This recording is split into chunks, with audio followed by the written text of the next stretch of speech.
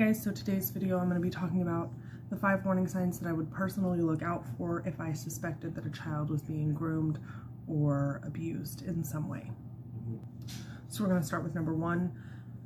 My number 1 sign, the first thing that I would really pay extra attention to is that the suspected abuser is going to start paying a lot of extra attention to the child. This could be in playing, touching, and it won't be outwardly inappropriate touching. It will be rubbing of the shoulders or touching the back of their neck or putting their hands on their knees, but this will be frequent and it will become more frequent.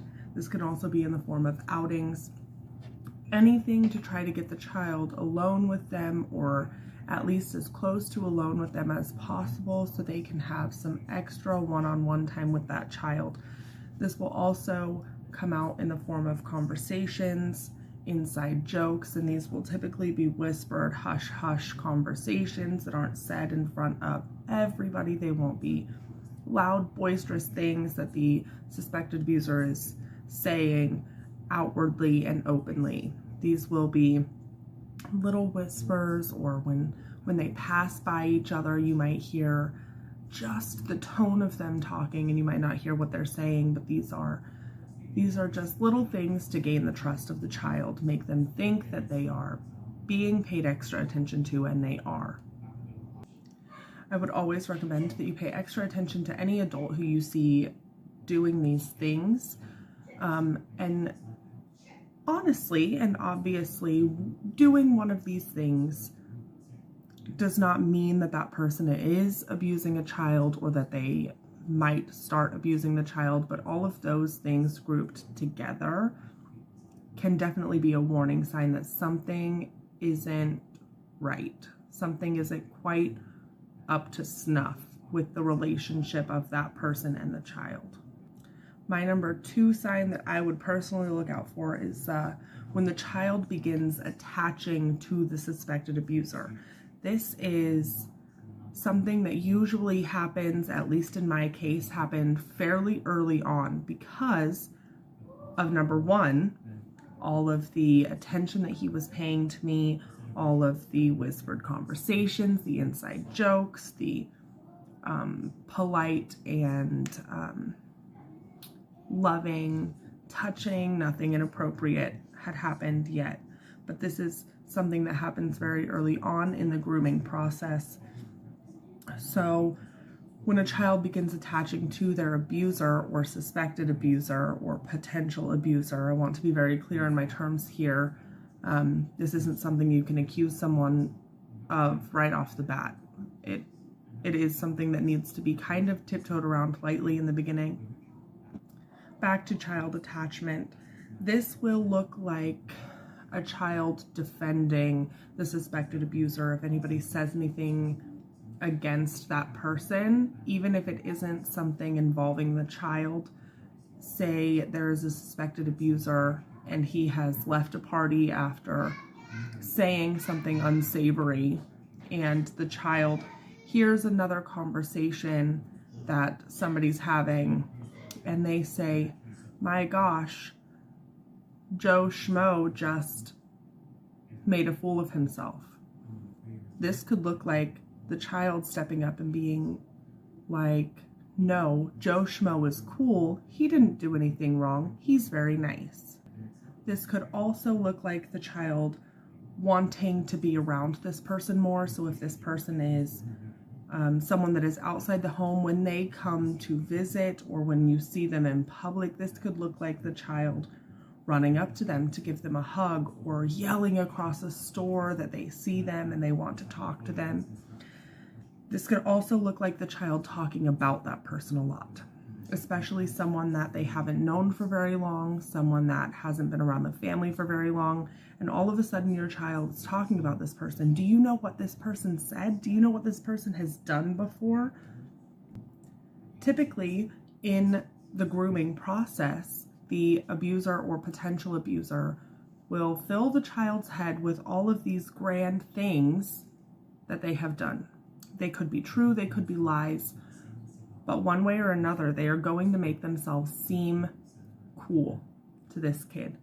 So that kid is going to want to share those things. I would say, hey, Dad, did you know that my abuser did this?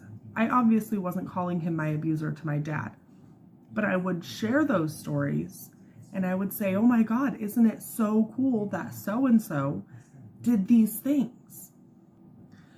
Tip number 3 is moving forward further into the abuse or grooming process. And my third sign would be that the child and the suspected abuser become secretive or excusatory about their behaviors, patterns, actions. They will always have an explanation. And I want to be clear here, I am not blaming a child that has been preyed upon for making excuses for their abuser. This is a very normal thing. Children who are being preyed upon will make excuses for their abuser because their abuser goes to great lengths to make sure that they have control over the child. They want to make sure from the very beginning that that child will protect them from anything that could happen to them.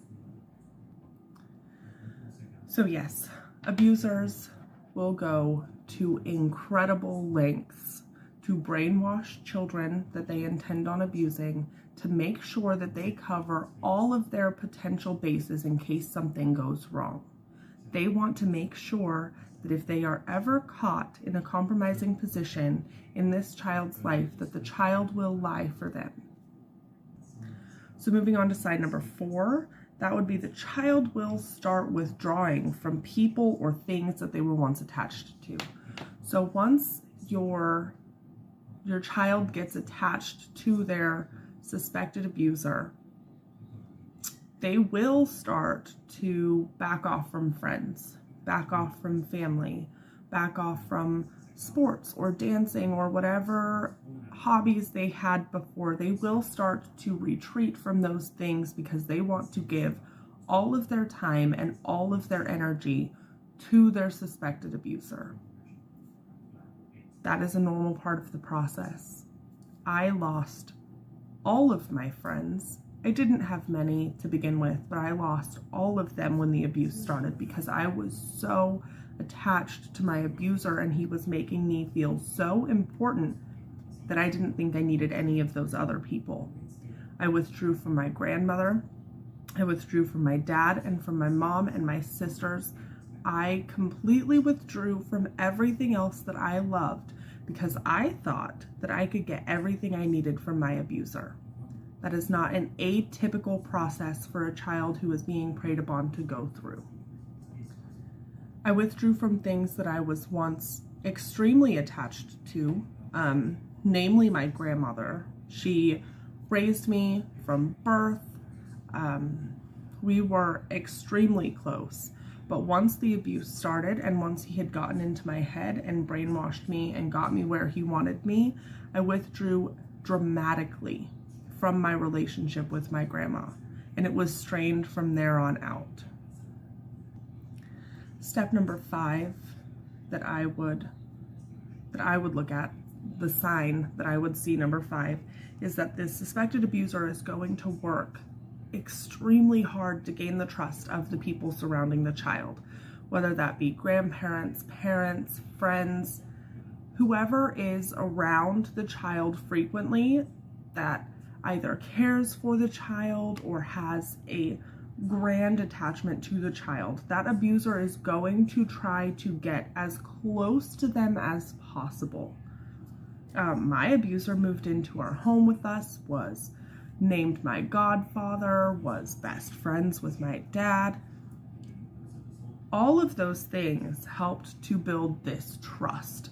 So for my situation, that looked like him being friends with my dad. That looked like him paying bills at the house, doing favors for my family, giving money, giving gifts. All of these things culminated into everybody around us thinking that he was a great and charitable guy, like he had a good heart and had fallen on hard times, but was doing his best to pull himself up by the bootstraps and make friends with people that were helping him and give back. They want to look like a great person. They could involve themselves with your church if you are a churchgoer. They could involve themselves with any charitable work that you do. Anything to make you believe that they are a decent human being and worthy of your trust around your child.